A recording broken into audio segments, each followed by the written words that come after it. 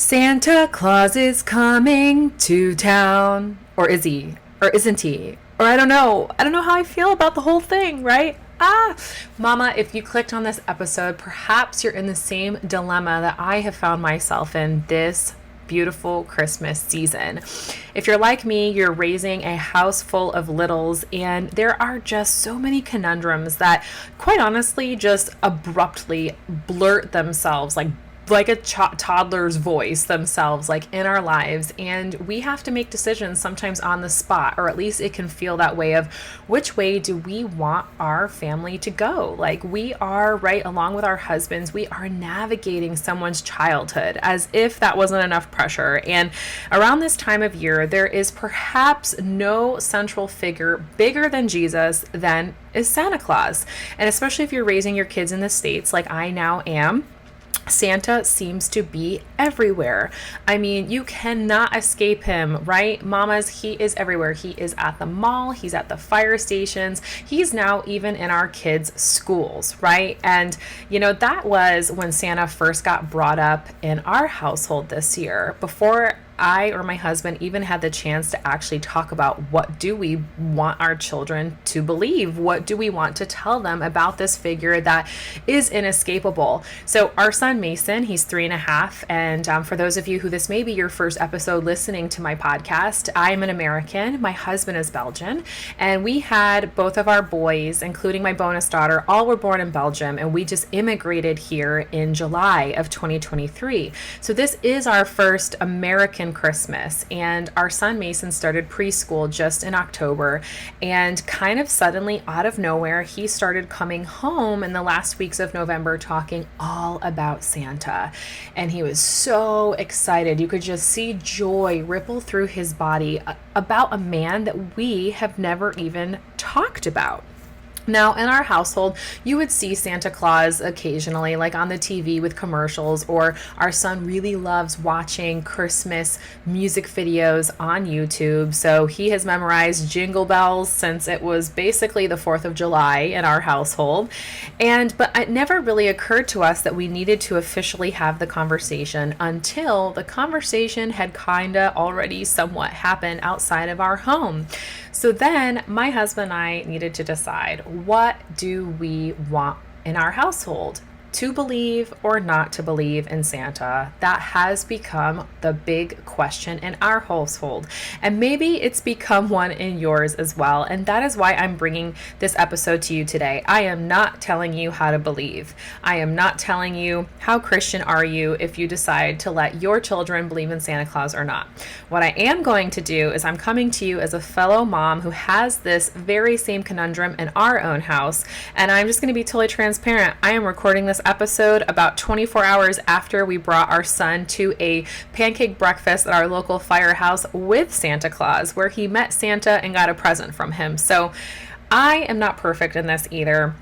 And I don't think any of us really are going to be perfect moms. And so really let that go out the window at this point. And what I want to do for you today is just break down some of the biggest pros and cons that I have discovered in my own conversations with other moms of littles, and that I did some research for online. And then I'm going to let you, of course, at the end of the day, ask the Holy Spirit, as for me and my house, right? We will serve the Lord, and what do we feel about Santa Claus? Because you ultimately have to make your own decision. So without further ado, let's go ahead, let's buckle up, let's, with an open eye and open minds and open hearts, let's discuss the pros and cons of allowing our children to believe in Santa Claus. You might just surprise yourself by the end of this episode. Let's go. Hey Mama, welcome to the Energized Mama podcast, the podcast designed exclusively for moms navigating the challenging yet pivotal years of parenting children aged 5 and under. Are you longing to raise good, godly kids, all while preserving your own well-being and energy? Do you find yourself thinking, how can I keep up with my little ones, or how can I raise them to be loving and godly? I'm Cheyanne, and I've walked exactly in your shoes. Honestly, on some days, I'm still there. I know what it's like to face the daily demands of motherhood and wish for more energy to be the loving, godly mom I aspire to be. I've been there with a strong-willed toddler and a desire to balance being a devoted wife, a mom, a stepmom, and an entrepreneur. I'm here to tell you that it is possible to raise your children with strong values and boundless love, all while nurturing your own energy and well-being. In this podcast, you'll find valuable insights on managing your time and boosting your vitality. You'll gain practical tips for disciplining your children with grace and wisdom. And you'll join me in the journey of raising your kids to be good, godly individuals. My mission is to help you thrive as a mom while experiencing the joy of watching your children grow in faith and character. We'll explore how you can maintain your energy because the most godly, loving mom is the one who takes care of herself too. So go ahead, mama, grab those headphones, pour yourself that refreshing green smoothie, and get ready to be #momspired, because rest assured, you're no longer alone on this incredible journey of motherhood. Think about how I wanted to lay out this episode, and I'm not sure what kind of learner you are, right? I'm visual and like auditory. I tend to lean more on the visual. So if you're listening right now, feel free to jot down at least some of the highlights that stand out to you. There may be some pros and cons I read out to you that you may be like, who cares? Or that doesn't matter in our house, and that's fine, right? Leave that one to the side. But the ones that really are making you think, or that you're like, yes, that's why I want to, or why I don't want to, make sure that you write those down, or pause this episode and maybe play it back for your husband so that you guys can discuss and really have an open discussion about how you want to basically deal with the entire conversation around Santa Claus in your house. And mama, I know that it is now only a week before Christmas when this episode came out. Please know that this isn't something you have to have nailed in stone right now. Before I dive into the pros and cons, what's happened in our household is we've kind of just let the story run loose from what our son has learned in school, and we're not saying yes or no about it. It's not that we're not addressing it. We're just not affirming over and over the Santa Claus story in our home, but we're also not crushing our son's dream, so to say, as well. So I will say for in our house, we do emphasize Jesus all the time. And we're really emphasizing that it's a big birthday party coming up. And we're even going to bake Jesus a cake and really focus on, just like we celebrate birthdays in our house, that December 25th is a day to celebrate Jesus's birth and why that's so exciting and so important. So anyways, I thought I would just, rip off the Band-Aid, share with you guys where we're at, and now you guys get to decide where you're at. So how I have formed up this list is, instead of going through a bunch of pros and then a bunch of cons, I'm going to go through different reasonings behind maybe why you would believe or not believe, and talk about a pro and a con on both sides. So without further ado, here we go. So a very common pro that a lot of people think about when they think about the magic of believing in Santa Claus, right? The pro is in fostering imagination, right? So the pro behind that is the belief in Santa encourages imaginative thinking and creativity. I mean, when your children look at a chimney now and all of a sudden imagine, wow, a big burly man in a red suit and a big sack coming down that, well, of course it's possible. And that's the beauty of littles, right? Is that they learn this story and they instantly don't even question, yes, reindeer are going to land on our roof, and yes, there's little elves making presents. Where if you first presented this idea to, say, a 9-year-old, they may be like, no, like this doesn't even make sense, Mom. So this is the time where your children are full and vibrant and alive. I mean, they make up stories everywhere they go, right? I mean, you can't go to a playground without your child coming back and sharing how there was T-Rexes chasing them, or how there were dragons flying above. So again, Santa is very similar in that, is that it is a part of make-believe that your children really just want to, they want to dive into that story, and they can let their creativity go wild. Of course, the con there is that there are critics that would argue that children can develop a vibrant imagination without relying on fictional characters, right? So it's not saying that, only by believing in Santa can your children have imaginative play and thinking and being creative. No, they can, of course, have it without that. For instance, you can, as our son has recently been so engrossed in the story of Jonah, a true story from the Bible, you can also develop develop your children's vibrant imagination with true stories or with real characters, something that's very real and tangible in your life. I know my son has quite a few stories about what our dog does on a daily basis that just absolutely blowed my mind. So the second reason why you might want to have your children believe in Santa Claus would be just simply building traditions, right? So again, it's that whole premise of the Santa Claus story. Once a year on Christmas Eve, Santa comes and we get so excited because he puts presents under the tree. And then in the morning, on Christmas morning, he's eaten the cookies we've put out, he's drank the milk, and then we get to open the presents he left. So it is such a central figure, Santa Claus, in many, many traditions around the world, or even like a Saint Nick, like we used to celebrate over in Belgium. So you're kind of contributing, if you allow your children to believe in this, that they're going to have a sense of shared experiences, right? So it is something that they're also going to share with their peers because it is such a huge tradition, especially here in the United States. The con, of course, is that families, you're totally allowed to create meaningful traditions without incorporating the belief in Santa. I actually just did an episode 89, where I talk all about incorporating traditions into your household. Some of them involve the Santa Claus story, but many of them didn't. So if you're looking and you feel convicted of not having Santa Claus be something that you allow your children to believe in your household, and you're looking for some kind of meaningful tradition that you want to incorporate every year around this beautiful season where we celebrate Christ's birth, go back to my episode 89 and check it out.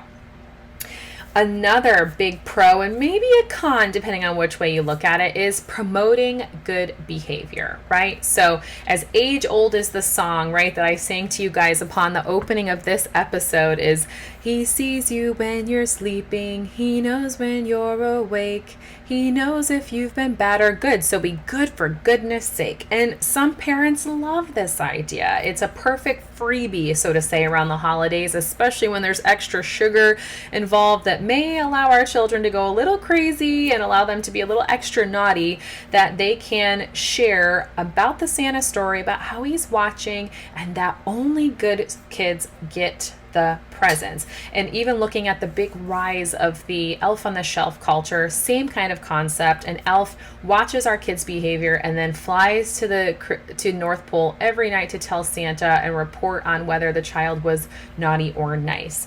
Now, of course, I'm sure many of us can imagine, or maybe are even cringing at this whole idea, that there's, of course, a huge con here, because one could argue that this approach might not foster intrinsic values of kindness and morality, right? It's kind of almost like a bribery here. So that's the downside, is that your children could possibly only act kind or could only obey or respect you around this time of year because they're worried about not just Santa, but also about only getting presents. So I'll tell you a quick story here. This would be one con that I would definitely believe in and that I don't necessarily adhere to or enjoy is, so my son up on stage, he's usually a huge, big performer, and we had our Christmas play at church yesterday, and he would not get on stage and perform. He was very overwhelmed with all the lights and the sound. And so again, he's 3.5, where someone in my family, I won't mention any names,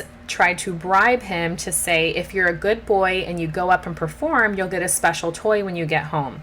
So he still was not apt to doing so. He sat out, decided not to do it, and then went on his merry way into the kids' class later and had a good time. But then the whole rest of the day, this poor little boy cried and cried and cried because he was so upset that he couldn't get up and perform with his friends and play on the drums. They were doing the Little Drummer Boy. So I was so amazed. I was like, wow, he all of a sudden is just wanting to get up there. Was he really sad? He felt excluded maybe. Again, he's usually a normal little performer. Maybe he was sad he missed out on his opportunity.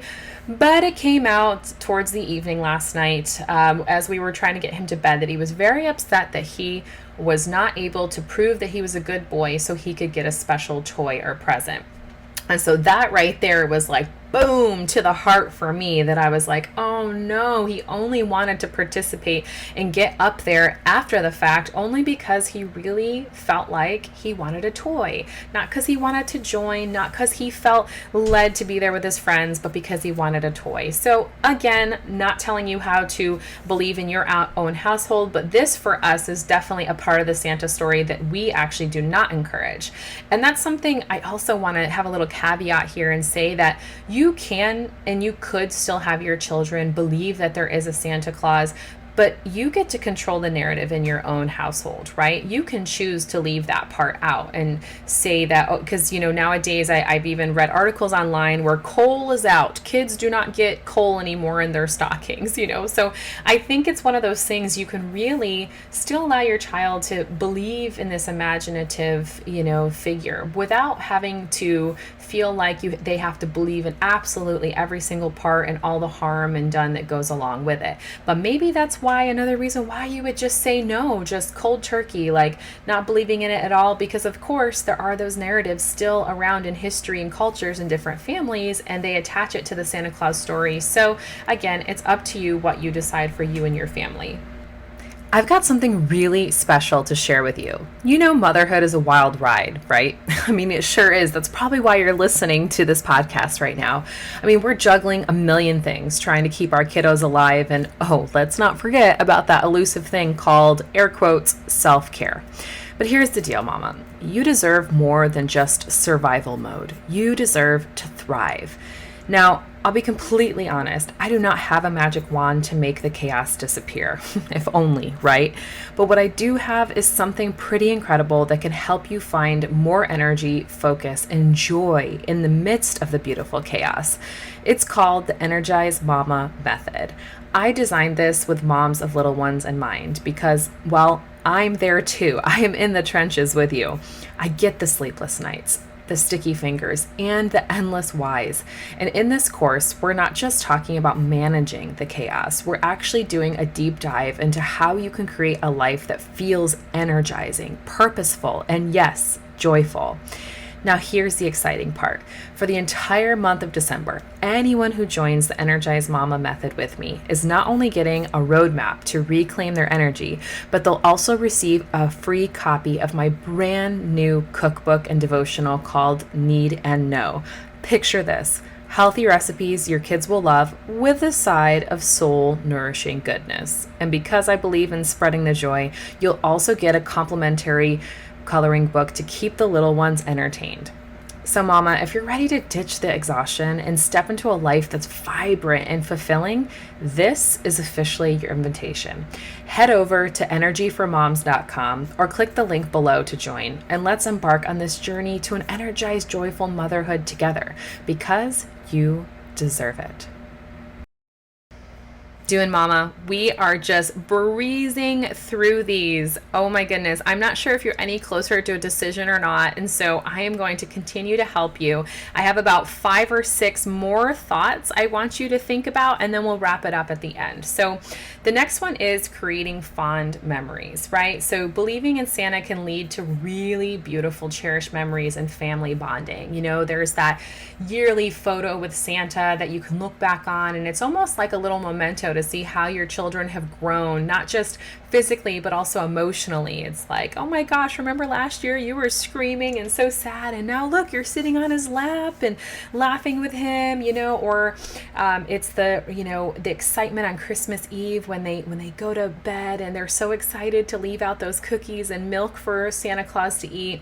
But of course, the con there is that there are some parents that worry about the potential disappointment when children discover the truth, because there will be a time, right? Whether it's you have the conversation or it just dawns on them with so many things as our children grow and develop, especially emotionally and mentally, that a lot of their imagination starts to dwindle out. I'm actually reading this really great book with my mom's book club that talks all about Mr. Rogers' Neighborhood, and how he, the book is called When You Wonder, You're Learning, and how he was always about creating curiosity in kids, because they really start to lose that as they start to travel closer to the age of 10 and being a preteen. And we as adults really struggle with remaining curious. And yet when we remain curious, we actually are learning. So all that to say that there will be a time when your kids, their curiosity, right, killed the cat. Their curiosity is going to catch up with them, and they will discover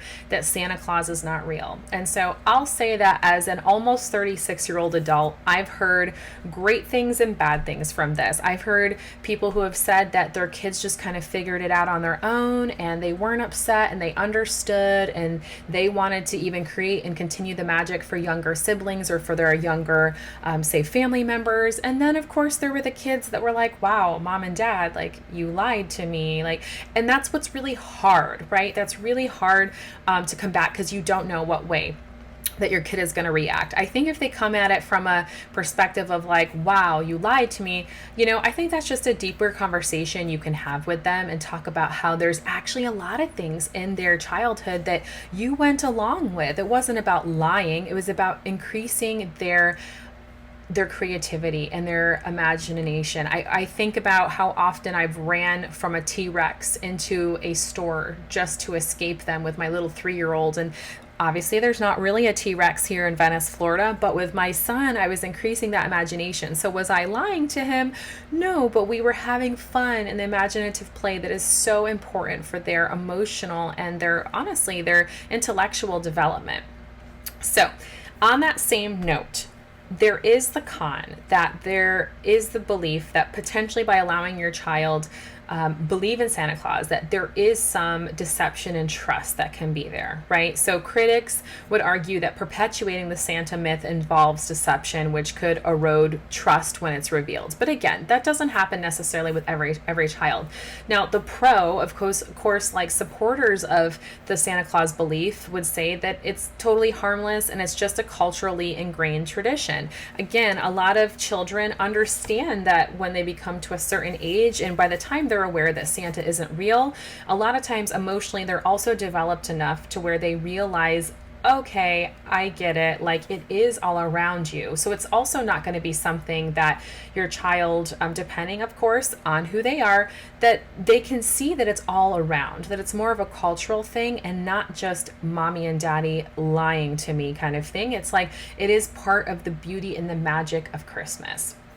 Now, another con could be managing expectations, right? So children, the con here could be that they would develop unrealistic expectations about gifts, which could lead to disappointment, right? And so this is different with every family, but there are some families who preach and share that Santa brings gifts on Christmas Eve, and mommy and daddy, give you presents on your birthday or for other occasions, where there's some families that have some from Santa, some from the family members. And so the pro here, though, is that even though it may be an opportunity where your kids may expect a lot, it can also be an opportunity for you to teach gratitude and manage expectations responsibly, right?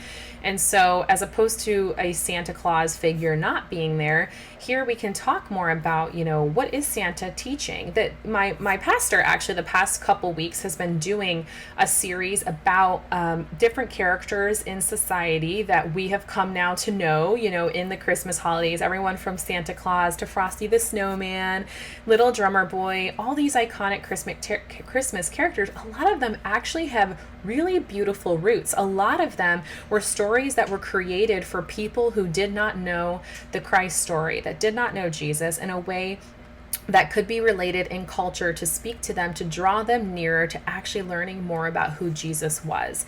So that's another thing I would like to say, is that Santa Claus could be a way that you actually teach your children about Jesus. You could actually teach them more about gratitude and about giving and managing those expectations all through the Santa Claus story. So one other con that I came across online is some people said that by believing in Santa Claus, that it's very exclusive kind of thing, right? So you have inclusive versus exclusive traditions. So a con is that maybe families of different cultural or religious backgrounds might feel excluded. For instance, maybe you or your family or some of your family are Jewish. And so the Jewish custom culture, they do not celebrate Jesus. And so they do not celebrate his birth as the birth of the Messiah. So they maybe more celebrate Hanukkah and thus do not have Christmas. So they may feel more excluded because Santa Claus is not a part of their culture or their beliefs. However, you can always integrate Santa into diverse holiday celebrations, right? It's just like in our home, there was kind of the conundrum of there's a Santa Claus and a Santa Claus, and well, they're kind of the same figure, kind of the same guy, but they come on different days. And oh my gosh, how do we make sure our kids don't feel completely entitled and we don't spoil them?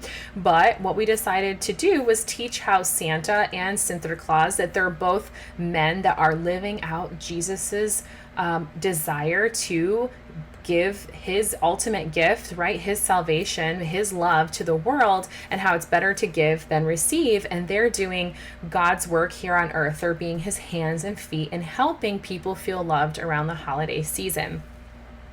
Now, I'm going to bring you guys with two lasting pros and cons. So here we go. We're coming to the end here. We're landing the plane together, okay? So another big con that is brought up, and I actually get to share with you my own story here, is kind of navigating the awkward social dynamics, because the con is if you don't let your child believe in Santa Claus, then your children might spoil the secret for others, which is really potentially creating awkward situations. And I will share with you my story. So when I was 4 years old, my parents both became Christians, and they decided amongst themselves, which probably means my mom, decided that they did not want to raise me believing in Santa Claus. So here I am, a 36-year-old woman, almost 36, who was raised in a family, didn't believe in Santa Claus. I still had a big imagination. I still had beautiful Christmases. But I do remember something very significant, is that I was definitely the kid that was trying to convince other kids that Santa Claus did not exist. I remember a conversation ingrained in the back of my brain when I was probably about 6 or 7 with my cousin who did believe in Santa Claus. And I must have spent the entire 30-minute car ride trying to convince her how he did not exist. And I was laying out like a lawyer all the reasons why he couldn't exist and didn't exist. And I look back as an adult and I'm like, oh my gosh, I hope I did not crush her dreams. Now, I'm not saying that you should let your children believe in Santa Claus just simply for the feelings of others, of course, right? I mean, there are all kinds of toxic beliefs that are going on in our culture that we don't want our children just to believe so that they go along and don't harm the feelings of others, right? But it is something that you can think about. And a pro here is that, even if your children, your home, choose not to believe in Santa Claus, this is a great way for your children to learn about like keeping secrets or respecting others' beliefs that are different than their own. That can be very valuable, a very valuable lesson in how to approach people that have different beliefs, or how to incorporate that in our conversations with different beliefs. How can we show love and truth in a certain way and meet people where they're at, right?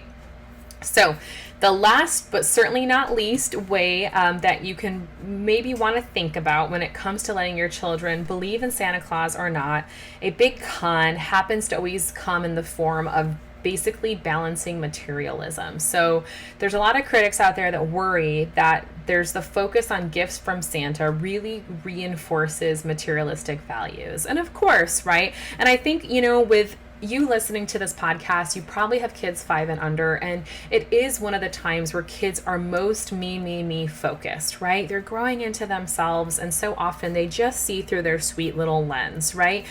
Beautiful side of that is they don't know to think of others just yet, right? The beautiful side is that means that they're way less influenced by peer pressure and things like that, but they also don't always know how to be good little givers, and they don't really know the meaning of giving and receiving. But that's the opportunity that perhaps Santa and perhaps this whole season of giving can actually instigate for parents. And you can do this, of course, without believing in the the Santa narrative in your family, right? You can use this opportunity to teach that true meaning of Christmas and bring it always back to Jesus. As I close this here, that's what I want to encourage you, Christian mama, is feel free in your household, and every belief that you have is to always bring it back to Jesus. And if you need help doing that, I know that it's not always easy. I know that we come up with so many conundrums, and our children, especially at this age, start to ask why so much. It can feel so overwhelming, and how are we always to know how to answer?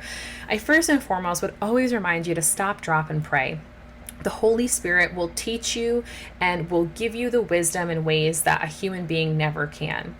But on the second side, human beings were made for relationships, right? We were made to worship and honor and love God with all of our heart and soul and mind, love our neighbor as ourselves, and to love one another and to speak into one another's lives. So if you need help with whether it's how to break the news to your child that Santa Claus is not real, or just anything to do with life in this world, in this crazy culture as a mom of littles, please come join our private Christian community for moms. I've got a private Facebook group. You can find us at momnationcommunity.com, and it's a perfect way to just connect with moms who get it, who are like you, who are in the trenches and want to be there for one another. So as I end this episode, I just want to remind you, no judgment. # no judgment here. The decision of whether to allow your children to believe in Santa Claus, it really involves a lot of weighing the pros and cons, right? Weighing everything from that enchantment and joy that it brings to, of course, the potential challenges related to trust, expectations, and